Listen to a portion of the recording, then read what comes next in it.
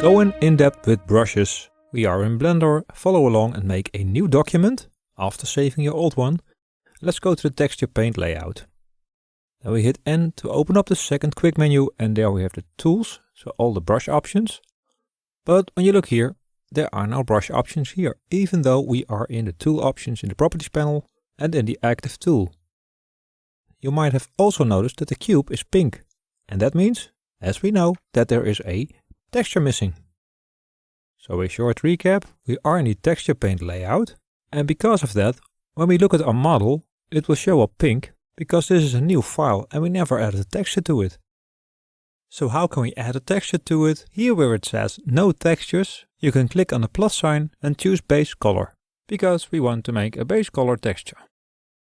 The name says material base color, because we are just learning and not really making a project yet, just leave that for now.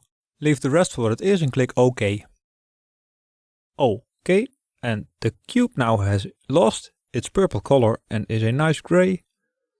And in the properties panel we also have a brush menu. That's what we were aiming for. So that's all good. We can now either work with this menu or with this brush menu. And why do we have two brush menus now? That is because sometimes when you're working in the UV editor or the image editor, you don't want to have the active tool, the brush menu here, because you want to use the whole editor, and then you have that other menu here that you can use. It just saves space on your screen. Now let's load the texture we just made in the image editor, so the material base color. We created a nice white texture. Normally I work from black, but that's okay for now. When we click home, we make the texture fit into the viewport. And now we can see the complete texture. Now we're going to look at the tools, all the paint tools here. We also have them in the 3D viewport. There's also an animation tool here, but we don't use that. So let's start with the draw tool, the first one. If you hover over it, you get a tooltip so you can read what it does.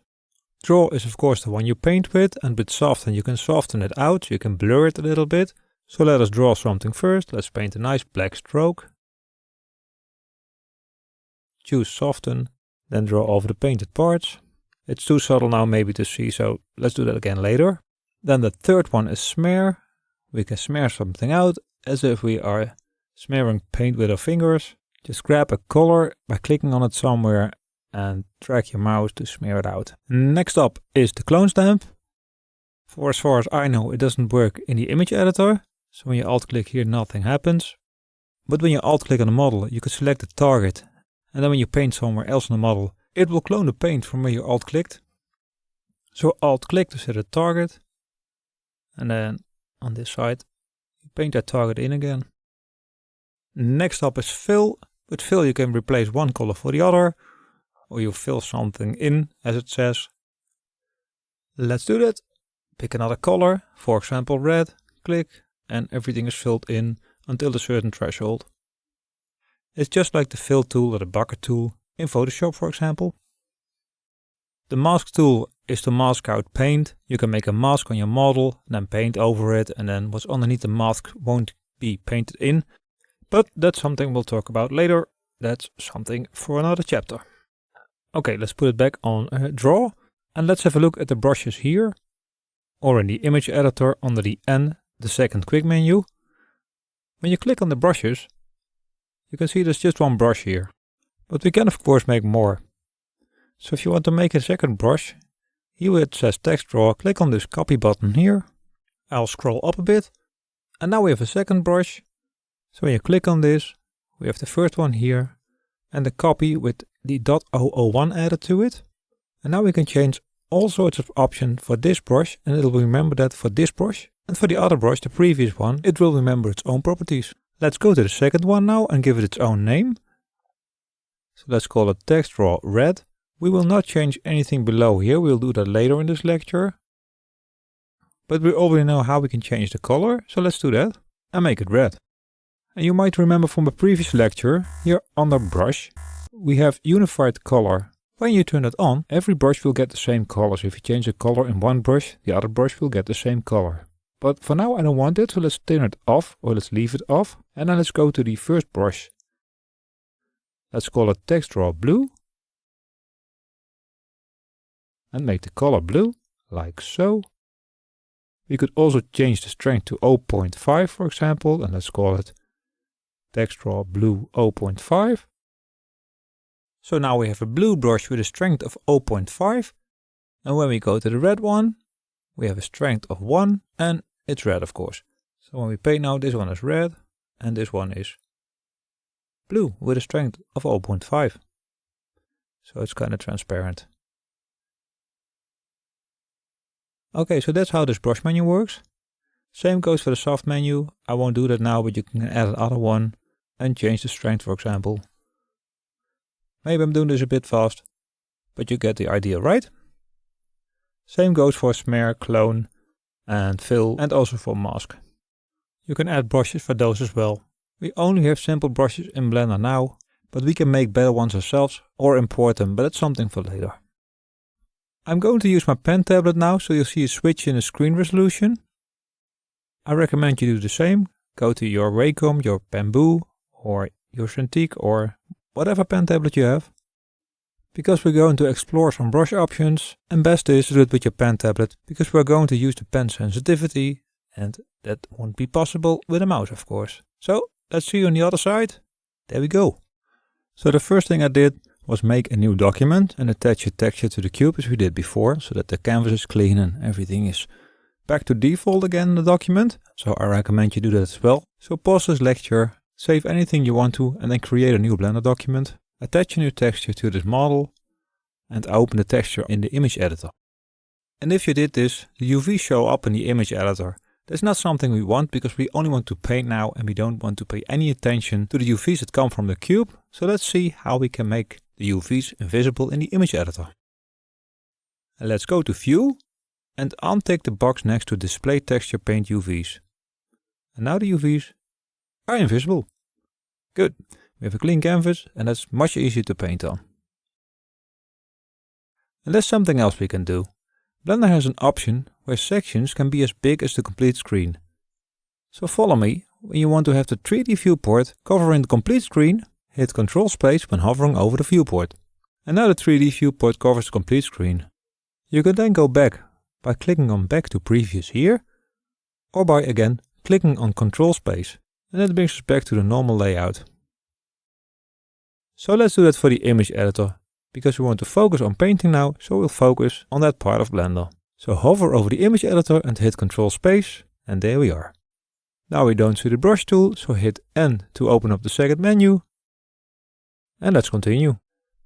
And let's start with the color picker. In this section we have a color wheel. We can set our primary color by dragging this dot here, for example to green. This is our primary color, and this is our secondary color. For our primary color, we can also change the value with this slider here. We can make it darker or lighter. You can also change the secondary color. You just have to click on the secondary color here.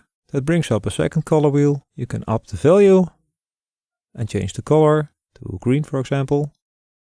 You can switch between primary and secondary by clicking on the button with the arrows. Click. You can also change the colors by hovering over your canvas and then click X. And it will switch from primary to secondary color. So primary, secondary, primary. Okay, and another way to use the secondary color without switching to the secondary color is when you are, for example, on green with the primary color and you want to use purple for one stroke, so the secondary color, you can click Control and then draw, and then you'll draw with the secondary color. So without Control, you'll draw with the primary color, and with Control, you'll draw with the secondary color. Okay, let's have a look at the brush options. So first we have the radius. So you can change the radius of the brush here, that's the size of the brush. You can use the bracket keys as well. So the right to make it bigger, and the left to make it smaller. I think we talked about that in a previous lecture as well. Another way of changing the radius of the brush is using the F key. So when you hit F, you can see a circle there. And when you drag in or out, you can change the size of the brush. Big and small.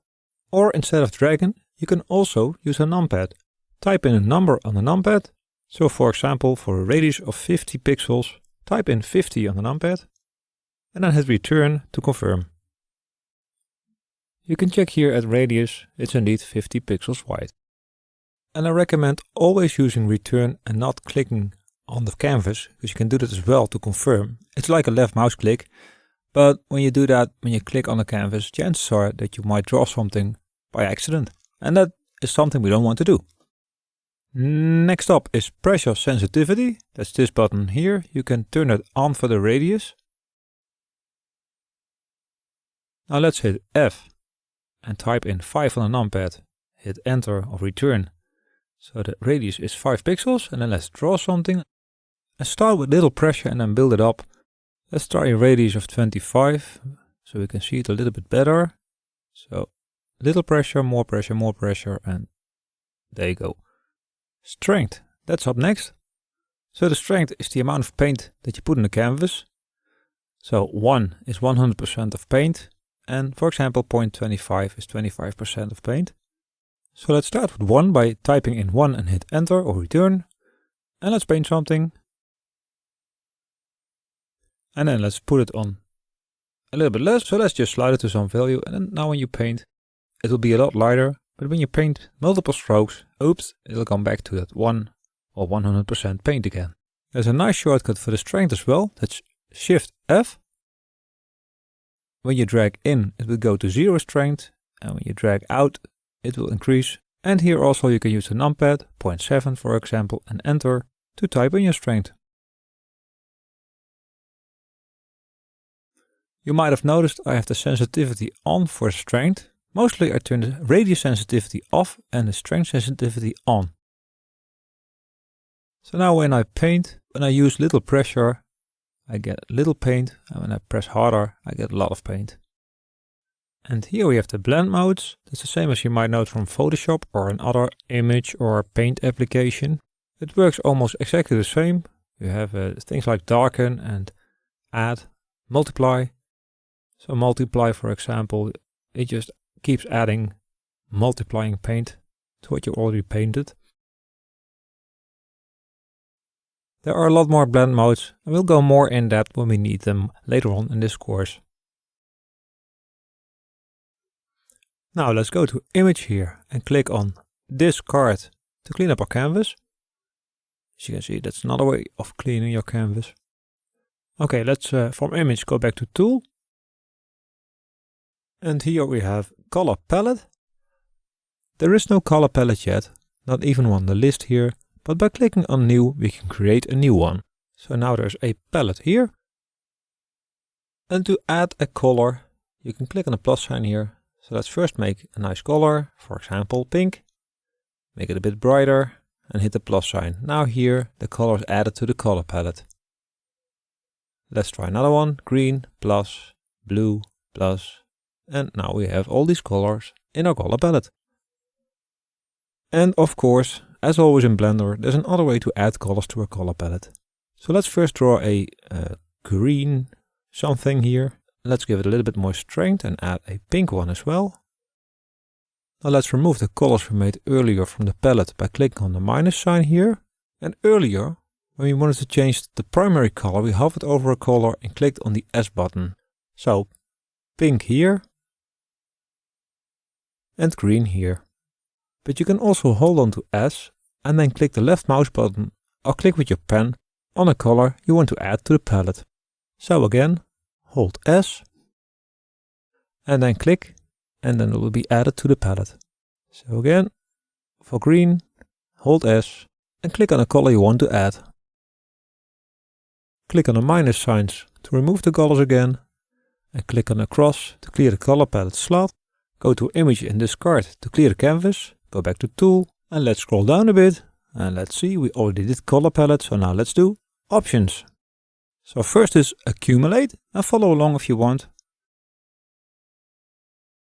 And let's first put the strength down to 0.7, make the brush a little bit bigger, and when you draw with accumulate off and you hit a spot twice, the paint doesn't add up. Now with accumulate on, when you draw something, it will be more saturated to begin with, but let me put the strength down a bit. Let's put it on 0.1, and now every time you draw without lifting your pen from the tablet, color gets added. So let's try it again here. More and more and more color. And with accumulate off, you will have to lift your pen from the tablet each time you want to add more color. So let's first clean our canvas again by going to Image, Discard, and back to the tools. Adjust strength for spacing. I never use that, so you can forget about that. Anti-aliasing, that's a very nice option. It's for when you have very hard lines, and when you have anti-aliasing on, the edges will be softer, so less pixelated. More about it later, we know a little bit about it now. Let's close options and let us talk about texture. The texture option is a little bit complicated. You also need to know more about stroke and fall off. So I'll just give an overview now and talk about it more in depth later on. So the texture is similar to the textures you use on brushes in Photoshop, for example. You can choose different brushes there with different shapes, and you can make those shapes yourself. So in a way you can make custom brushes. You can also export your brushes to share with other users or import brushes other users made. It's pretty strong but also pretty complicated to start with now. So I close it for now and we'll go on with that later on. So the masking procedure is pretty much as complicated as the texture procedure. You can make your textures yourself or load in textures from existing materials or even photos and use that as a mask on the texture for your model. That way you can use the structure of this imported texture with your mask and project it on your object, so your object gets the structure of the texture. That way you can, for example, copy the structure of concrete or another material. So to recap, import a texture, you put it over your model and then you paint with your brush, and parts of the texture get blocked out, and that way you can copy the structure of the texture. I might not use this in this course, but now you have an idea of how it works. Let's close the texture mask, and next up, stroke. And that's a very important one. Let's first make our brush color black, and when stroke method is on space, we just draw a line, and let's do that again with strength 1. And now when we put the spacing on, for example, 121, nice number, when we draw, then instead of a straight line, we have dots. And that's because, in fact, this straight line is also made up of dots, but they're just very close together. So when you adjust the spacing, you can make dots. When you make the brush a little bit smaller, the spacing also becomes smaller, so the dots come closer together. So proportionally, the distance is the same. Pressure sensitivity on. When you draw now, let's first make the color a red. When you draw now, it is also influenced by the pressure you put on the pen. Oops. Okay, jitter. And let me first clean up the canvas again, discard and go back to tool. Let's first put the spacing on 10 again. Let's put the jitter on 0.5 for example, and now, and when you draw, the ink spreads out on the left and right of the line you drew. So with the jitter on 0, this is a straight line. When I make the jitter bigger, it's even a wider spread. This is a great way to make concrete or stucco or something like that, for example. So the stroke method is on space, and let's put it on something else now. Let's go to curve, and let's first clean the canvas again, image, discard, back to tool, and scroll down again. Also make sure that your jitter is on 0. Then on your canvas with Control and right mouse button, click, and now you can draw a curve. So a curve will automatically be made. You can also with Control click and drag, and then you make these Bezier curves you may know from Illustrator, for example, or parts of Photoshop. And when you're done creating your curve, click on Draw Curve here, and all the options you made here and here will be used to draw this curve. Okay, let's clean up the canvas again by going to Image, Image, and then Discard, and back to Tool. And then let's scroll to Stroke, and then we can delete this paint curve, because it made it automatically when we first clicked on the canvas with Control right mouse button. Now it's gone, but if you look here it's still there, but it'll be gone after you've saved and reopened the document. Next up is, let's do line. So click, drag and release, and you can draw a straight line.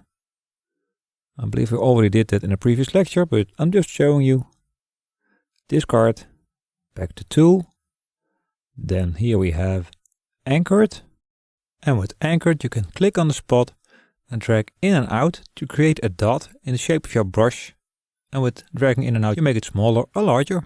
Let's clear it again, image, discard, back to tool. Let's scroll down again. Next is airbrush. With airbrush, make sure that the rate is very small, because else you'll get a very spaced or dotted line. And I don't think that's very accurate for an airbrush. So I always put it on a very low rate, like 0.01. Let's make this a little bit bigger. And with an airbrush, the speed is determining how much paint you get on your canvas. So when you go fast, you get little paint. When you go slow, you get a lot of paint. So when I go slow, I get a lot more paint than when I'm going fast. When I keep my brush on one spot, it just keeps adding paint to that spot. Next up, you know what to do, clean the canvas. Let's go down, let's see. Space, we already did that. Drag dot. With drag dot you can click and then move around, and let's give it some more strength. So you click somewhere and then you can still drag around, and when you release your mouse button or your pen, you can place the dot there. So drag around and release. Next up, and first clean the canvas. Let's scroll down again. Next up is dots. I don't really know what that does. I never use it. It does a similar thing to space, but with space you can adjust the spacing, and with dots you can't do that. So I can drag slow and fast. Well, you see what happens. Personally, I don't see any use for this, so I just use space. Let's clean the canvas again. Next up is smooth stroke, and that's something that's very nice.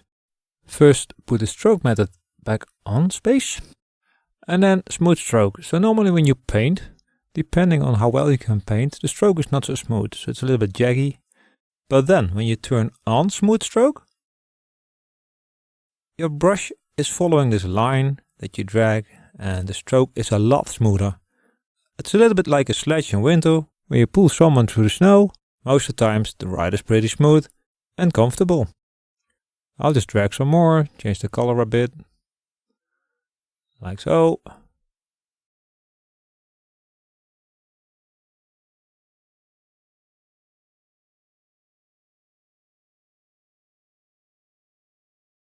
And so with smooth stroke off, it's just a little bit harder to make a smooth stroke. Okay.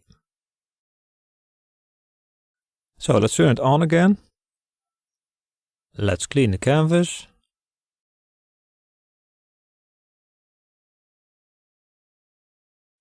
I'm not sure what radius does. I'll just draw something and then make it bigger and draw something again. I don't see a big difference. In fact, that does make a difference. That's the distance between your brush and your pen. So there's a line you see in between that, a small white line. If you make it bigger, depending on your personal taste, it might be easier or harder to draw a smooth line. Let's turn smooth stroke off and let's clean our canvas again. Back to tool and let's scroll down, close stroke because we're done here. And let's go to Falloff. Falloff is the basic shape of a curve. Let's first make a giant brush, so as big as our canvas itself. So when I click here, you see the middle is dark and the outside is lighter. Let's make this a little bit darker.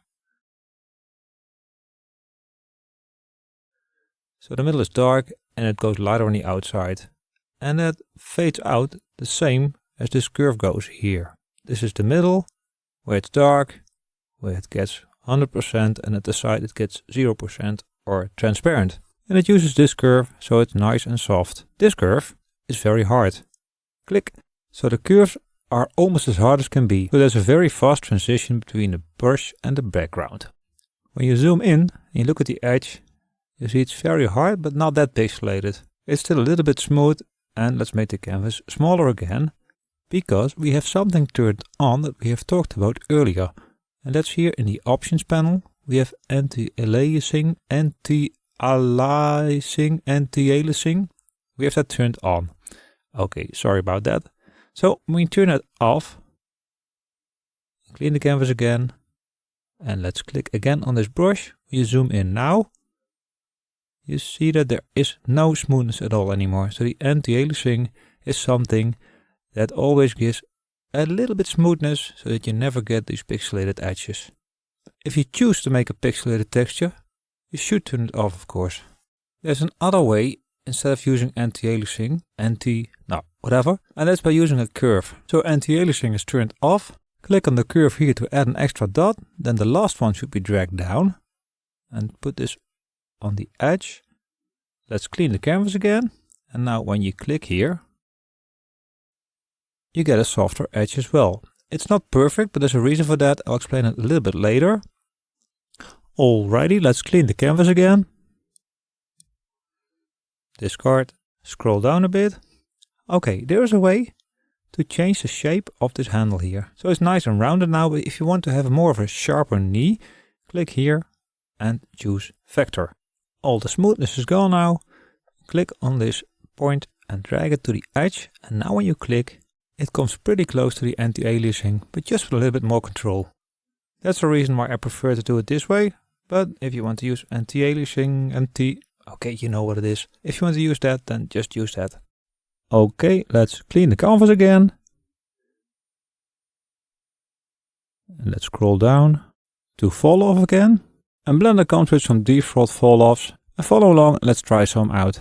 So let's make the brush smaller first. And let's take the first one, this one. And click the second one. The third one. The fourth one. And the last one with the hard edge. That one. And then of course you can make your own brushes by dragging on these points here. So drag these down and some up, one down again. Make one a vector handle. And look at this highly exotic brush.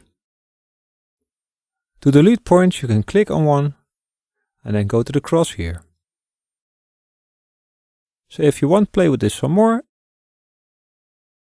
that's Falloff. Let's close this. Scroll down to, well, display, we'll skip that.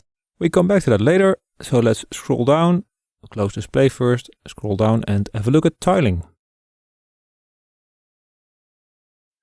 Tiling is when you want to have your texture be repeated next to itself. So on the left, top, right and bottom. And let's do this together. Let's first clean the canvas again. Scroll down and turn X and Y repetition on. When I draw something in the middle of the texture and come to the edge, it will be repeated on the other side. Top to bottom, same thing happens. Turn off Y. And now it will only happen on the X-axis, so the Y-axis is excluded. And this all looks very nice, but I think the principle isn't very clear yet. And that brings us back to the View tab. So let's click on the View tab. Here we have the aspect ratio, and below that the repeat image tick box. And when we turn it on, the texture repeats itself on all sides of itself. And Blender can do a very cool thing. You can leave repeat on and then clear the canvas. Go back to Tool and turn X and Y both on. And now when you draw something, have a look. Oh, that's cool, right? So you can make a texture like this. And I like this so much. So with some simple strokes and dots, you can make an awesome, cool texture. And I don't think you can do it in any other application, not that I know of, at least not in Photoshop, I believe. Okay, so that's it for the paintbrush. I'll play some more with these styles, and I'd like to recommend you do the same thing. And next up is custom brushes, so you'll make your own brushes. Very cool. Okay, see you in the next. Bye bye.